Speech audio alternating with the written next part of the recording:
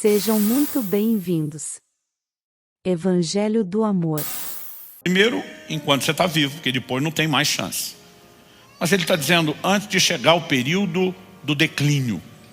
O envelhecimento vai trazer, como nós falamos antes, declínio da disposição física, do vigor. Isso é inevitável. Mas a pergunta é, a forma como vamos terminar, ela é determinada como? Em primeiro lugar, nós precisamos pensar qual é o plano e o propósito de Deus. Eu mencionei no início de fevereiro, quando preguei aqui sobre o cuidado do corpo, 2 meses atrás, que Eclesiastes capítulo 7, verso 17, faz a pergunta, depois de reprovar um comportamento de tolo, diz, por que você morreria antes da hora?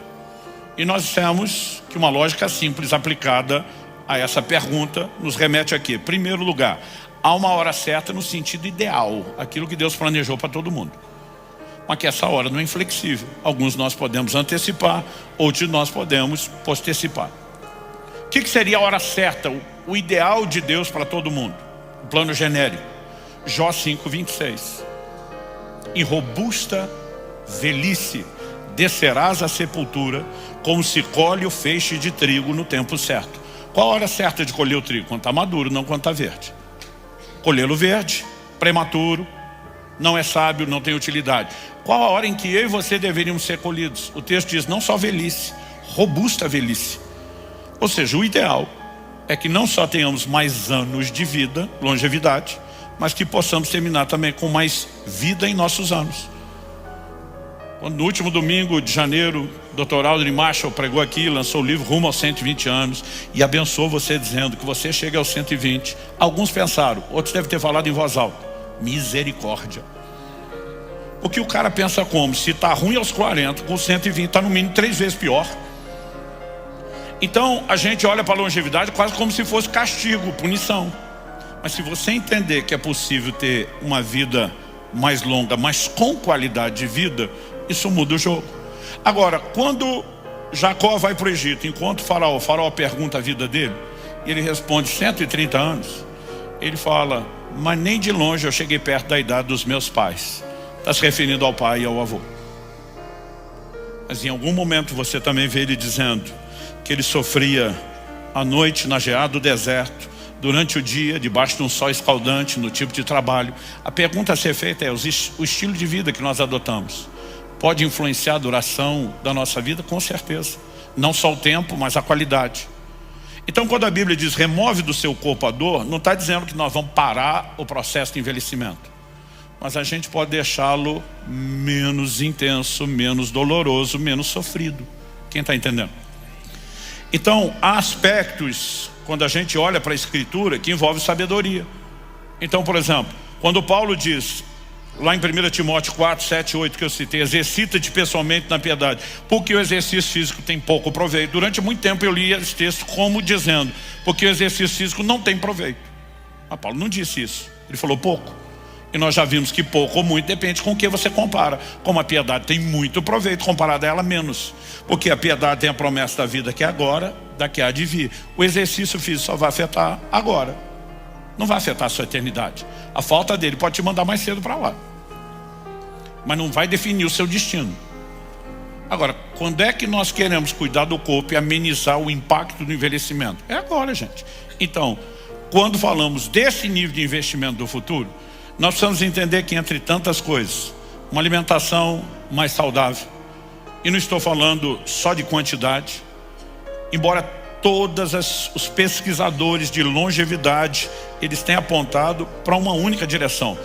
E estamos falando de pesquisas e mais pesquisas que vem sendo feito por décadas e décadas, estudos empíricos, não importa se estamos falando de estudo com levedura, inseto, camundongo, macaco ou ser humano. Quer viver mais, coma menos. Fala para alguém ao seu lado, fala, quer viver mais? Coma menos. Mas não é só a quantidade, a gente tem falado sobre a qualidade. Anos atrás eu tive que cortar o açúcar, que eu passei a chamar de o anjo da morte. Eu tive que cortá-lo na raiz, porque eu fiquei diabético. Quando a diabetes foi embora, eu tinha habituado a viver sem ele. Então na época não era a consciência do dano que ele faz. Mas os neurologistas estão apontando o impacto que o açúcar e vários derivados aí dos carboidratos em excesso que nós consumimos, tem sobre o cérebro. Nós vamos falar principalmente do açúcar. Gente, tomografias mostram que a resposta do cérebro ao açúcar é a mesma ou pior, mais intensa, do que a resposta que é dada à cocaína e heroína. Ou seja, a maioria é viciada em açúcar. Só não ficar doido, não vai ser preso por isso. Aí você chama o crente para jejuar e fala, não, vou morrer. Porque ele entra no choque cetogênico, ele tem um desespero. É um adicto, que é o jeito bonito de chamar, viciado. E tem muito veneno, né, trazendo danos. E eu tenho visto esses neurologistas abordarem que a maior epidemia, não só de Alzheimer. Alzheimer já está sendo tratado, gente, com uma diabetes tipo 3. Isso significa o quê? Causa primária, alto consumo de açúcar. Agora, não só o Alzheimer, mas outras formas de demência, elas derivam de uma alimentação errada, e essa é a causa principal. Todos os estudos, vou repetir, feito com leveduras, inseto, camundongo, macaco e mesmo algum nível de observação nos seres humanos, mostra que o fator número 1 de aceleração de envelhecimento se chama açúcar. E a gente quer defender isso porque é bom para o paladar. A minha pergunta é, você quer investir só em algo que é bom para o seu paladar agora ou para o seu futuro? Porque o que é bom para o paladar muda, meu querido. Um dia alguém falou para mim, Deus o livre, me viu tomando um café expresso sem açúcar. Falou, se eu botar isso na boca eu cuspo. Eu falei, antigamente também cuspia. Aí ele falou, o senhor já bebeu com açúcar? Eu falei, defina beber com açúcar. Eu falei, quando eu mexia eu largava a colherinha em pé no final, que ela nem tombava para o lado. Foi como se acostumou. Eu falei, horrível no início. Hoje se eu botar o doce na boca eu cuspo. Então até o que é agradável ao paladar você se adapta. Mas a pergunta é, o que é que você quer para o futuro? Então os neurologistas estão dizendo que não só o consumo de açúcar, mas de glúten vai produzir a maior epidemia de demência de idosos e autismo de crianças jamais vista. A gente não pode simplesmente ficar olhando para isso e dizer, não, esse negócio de preocupar com saúde, com alimentação, é assunto da modinha, não. Orientações bíblicas sobre o seu futuro, como é que você quer terminar? Então nós temos que regrar várias coisas, mas além da alimentação, sono, algumas questões que a Bíblia já aborda. Eu preciso falar um pouquinho do exercício, gente, porque a gente não tem noção do impacto que isso tem. Se você quer prevenir demência na velhice, pode ir melhorando sua alimentação, seu sono, mas o fator principal de prevenção que os neurologistas, os pesquisadores estão abordando, exercício cardiovascular. A irrigação sanguínea, né, produzida no cérebro por esse tipo de exercício, tem o poder de produzir neuroneogênese, a formação de novos neurônios. Então não sei você, mas eu quero ser o velhinho da cabeça boa. E eu quero trabalhar intencionalmente para isso, porque investir no futuro não é só guardar dinheiro, a gente tem que investir na eternidade, mas tem que estocar saúde, porque tem gente que está guardando dinheiro e não vai ter saúde para usufruir. Agora, eu também não quero chegar lá na frente com o velhinho da cabeça boa em perna ruim, porque chega uma hora que os guardas da casa começam a perder a força, as colunas também. Por quê? A partir dos 30 anos de idade, em média, inicia-se um processo lento, gradativo de sarcopenia, perda de massa muscular. Então imagina o seguinte, você tem aquela pessoa que falou, não vou comer lixo, eu vou descansar. Ela simplesmente foi sobrevivendo, assistiu alguns amigos que morreram de doença cardiovascular, de derrame, outros que não só por questão genética, mas um estilo de vida e às vezes até alimentando mágoas, desenvolveram seus cânceres, sobreviveu, chegou na velhice. Você sabe qual é uma das principais causas de morte não natural na velhice? Para quem chegou lá, ou seja, já passou boa parte dos desafios. Queda. Pastor, queda. A pessoa morre do tombo. Não, dos desdobramentos. Quebra um fêmur, tem a dificuldade de recuperar. São os desdobramentos todos. Agora, por que temos tanta queda? Porque temos perda de massa muscular. Isso significa o quê? Tem formas de conter isso? Sim. Seu corpo responde a estímulos. Então, se você quer ter a cabeça boa, aeróbico. Se você quer ter perna boa, anaeróbico. Quando se estuda, falando de longevidade, as chamadas zonas azuis, os lugares das concentrações de centenários no planeta, você vai achar pontos comuns. Além de uma boa alimentação, né? Além desses vários fatores. Você pega, por exemplo, Okinawa no Japão. A maioria deles, desde o tipo de móvel e atividade, eles agacham e levantam o tempo todo. Fortalecem as pernas. Você vai para Sardenha, na Itália. É só ladeira, é rampa para subir, rampa para descer, escada. Então, essa movimentação protege, gera saúde. E nós precisamos entender isso. A vida não foi vivida, na maior parte da existência humana, com o conforto que nós temos hoje, gente. Não existia sedentarismo lá atrás. Eu falo e fico repetindo, ninguém trabalhava o dia inteiro sentado com telemarketing ou na frente do computador. Tinha movimento para tudo.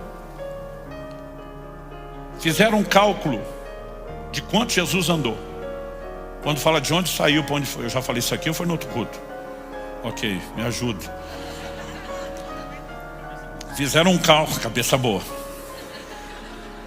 Fizeram um cálculo de quanto Jesus andou. Porque a Bíblia diz assim, que eles e seus discípulos saíram da Galileia, foram para Jerusalém. Você fala, é ali. Nós estamos falando de pelo menos 114, 115 quilômetros, gente. É como se a Bíblia estivesse falando que saiu de Curitiba e foi a Ponta Grossa, a pé. Então alguém fez um cálculo, quando fala de onde ele saiu, para onde foi, em quanto tempo. Porque nem sempre a gente sabe o trajeto, se zigue-zagueou, se deu volta, se parou mais tempo para descansar ou não. Mas só da informação que tem, saiu daqui, chegou ali em tanto tempo. Como quando Pedro sai de Jope, Atos 10, para pregar na casa de Cornélio em Cesareia Marítimo. 60 quilômetros em 2 dias. Quanto ele andou por dia, em média, 30 quilômetros. Fizeram essa média, avaliando o ministério de Jesus, e calcularam que ele andou 32 quilômetros por dia. Qual foi a última vez que você deu um rolê de 30 quilômetros? E se 1 de João 2,6, quem diz estar nele deve andar como ele andou, fosse literal, nós estávamos lascados. Mas o que acontece, gente? Nós só precisamos planejar um estilo de vida que não abuse do conforto. Até 1,5 séculos atrás, não precisamos nem falar só de 2, a maioria das pessoas não tinha água encanada, gente. Era lata d'água na cabeça. Tinha que caminhar certas distâncias, carregar peso. Só que nós estamos com uma vida que é cada vez mais conforto, conforto, conforto. E se a gente não inserir movimento, nós estamos sabotando a nossa velhice. Então nós precisamos intencionalmente dizer, eu vou prevenir demência, eu vou prevenir perda de massa muscular. Pastor, o senhor está dizendo que eu tenho... Porque a frase que Paulo usa aqui, eu falei disso aqui 2 meses atrás. O exercício físico, a palavra traduzida ali é ginásia. É a raiz da palavra ginásio, gym no inglês, academia. Então do que Paulo está falando? Se não existia sedentários na sua época, ele está falando da cultura greco-romana de culto ao corpo. Os caras iam malhar pesado, além da vida que já dava o básico da saúde e do movimento, por procedimento estético. O cara queria estar sarado. Não era nem a preocupação com a saúde, a motivação era vaidade. Mas ainda assim Paulo está dizendo que tem proveito.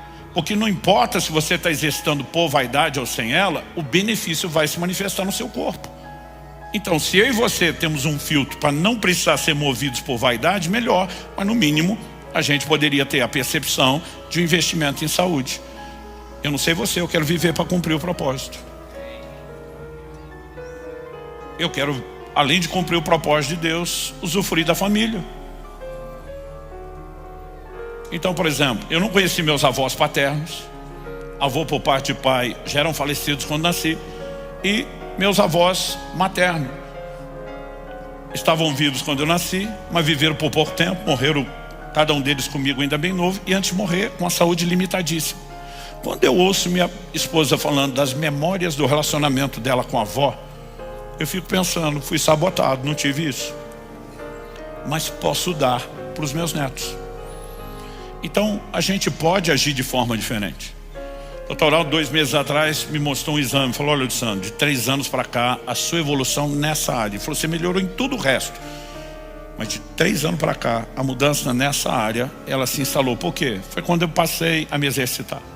Então ele falou, você perdeu tantos quilos de gordura, ganhou tantos de massa magra, mas o que me chamou a atenção é quando ele mostra a melhora da elasticidade das artérias. Eu nem sabia que tinha exame para controlar isso. Muito menos que eu estava sendo mapeado. Ele falou, olha a melhora absurda da elasticidade das suas artérias. E diz assim, em especial a aorta. Quando ele falou isso, me bateu o pensamento. Meu pai faleceu aos 63 anos. dissecção da horta. Eu falei para ele, para, doutor, o senhor está dizendo que se meu pai estivesse fazendo o que eu faço agora o tempo todo, ele não tinha tido a dissecção da horta. Ele falou, não. Falei, poderia estar curtindo os bisnetos hoje? E eu e você precisamos fazer escolhas. Deus diz, eu coloco diante de vocês a vida e a morte. Ele diz, hashtag escolhe vida, escolhe direito. Mas ele está dizendo, a escolha é sua. Eu te dou orientação, eu te aponto o caminho, mas você precisa fazer. Então, de vez em quando, a gente vai voltar a tocar em assuntos como esse. E a preocupação não é vender o livro do Cuidar do Corpo, do Rumo aos 120 anos, que por sinal está à sua disposição na livraria da igreja e ajuda projeto social. Se nós começarmos a cuidar, falando em redução, gente, alimentar, pensando em longevidade, o jejum, ele tem um poder de limpeza no seu corpo extraordinário. Você consegue imaginar se a gente tirasse um dia por semana para jejuar? E a gente, além de não sobrecarregar o nosso organismo, a gente pegasse o alimento que não vai comer e colocasse na mesa de quem não tem. Você pratica algo que muda a sua vida espiritual, beneficia seu corpo com saúde, faz diferença na vida dos outros. Um dia por semana significa 1/7 da sua alimentação. Não só de ingestão calórica, indo embora, mas estamos falando de sobrecarga.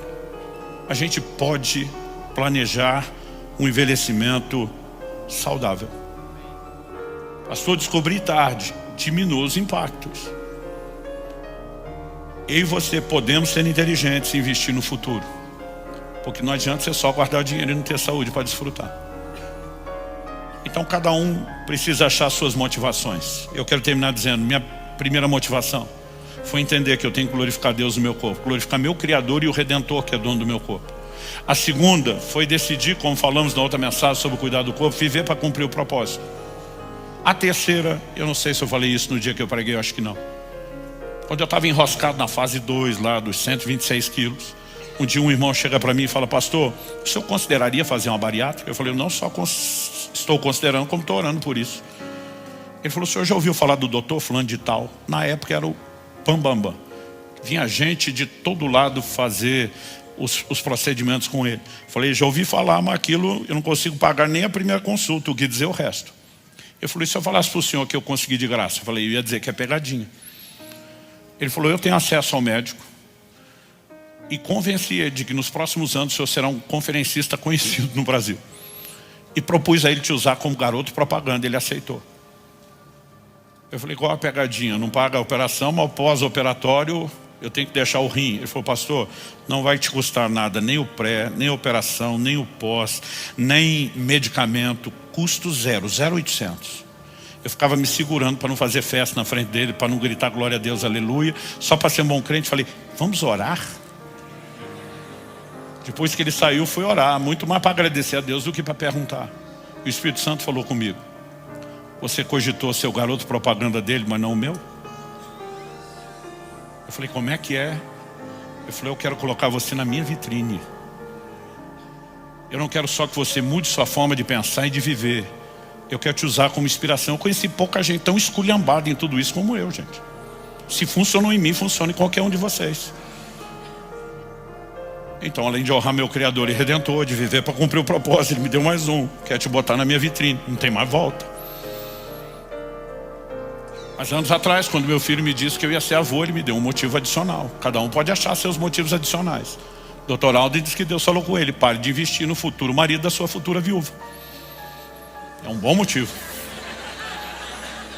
Está trabalhando, juntando dinheiro para deixar a mulher bem e outro vir desfrutar de tudo, da grana e dela.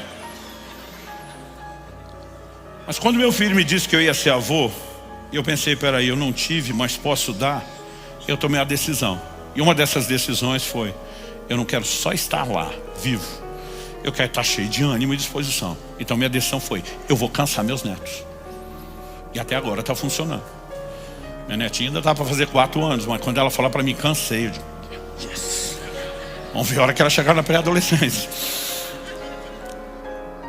Nós podemos investir no futuro espiritual, emocional e saudável, por escolha, por inteligência de ouvir a sabedoria bíblica.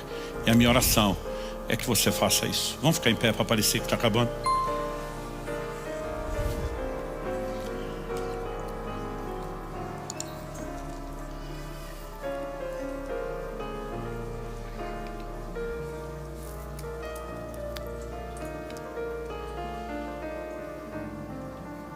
Meu Deus, nós te pedimos graça e favor.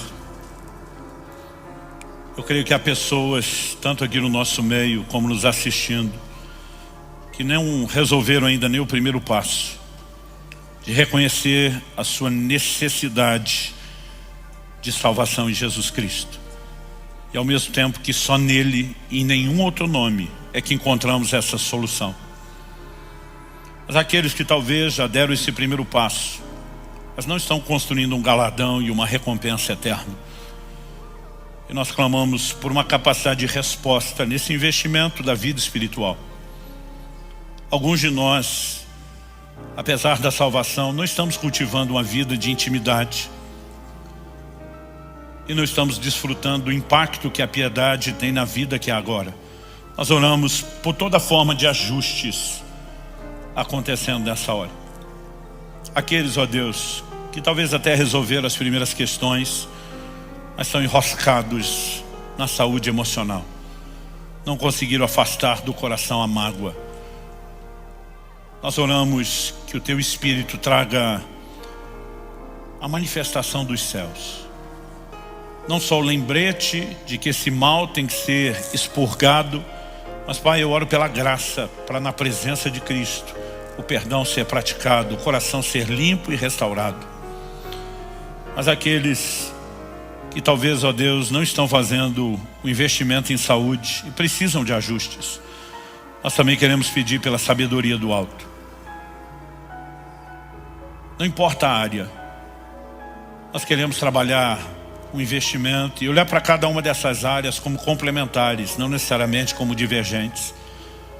Oramos que o Senhor dê sabedoria, inclusive para aqueles que podem melhorar, ó Deus, no que diz respeito às reservas financeiras também. Mas nós oramos que não só haja lembrança da importância disso, que haja a sabedoria do alto, a liderança do Teu Espírito Santo na aplicação dessas verdades e uma condução prática das nossas escolhas e decisões. Que nós possamos fazer coro com o salmista dizendo: lâmpada para os meus pés é a Tua palavra, luz para o meu caminho, andar à luz da sabedoria da revelação bíblica. Nós oramos em nome de Jesus, em nome de Jesus e para a glória de Deus. Se inscreva para receber mensagens da Palavra de Deus para seu coração. Compartilhe essa mensagem para mais vidas serem alcançadas. Que você tenha um dia repleto de paz e de bênçãos.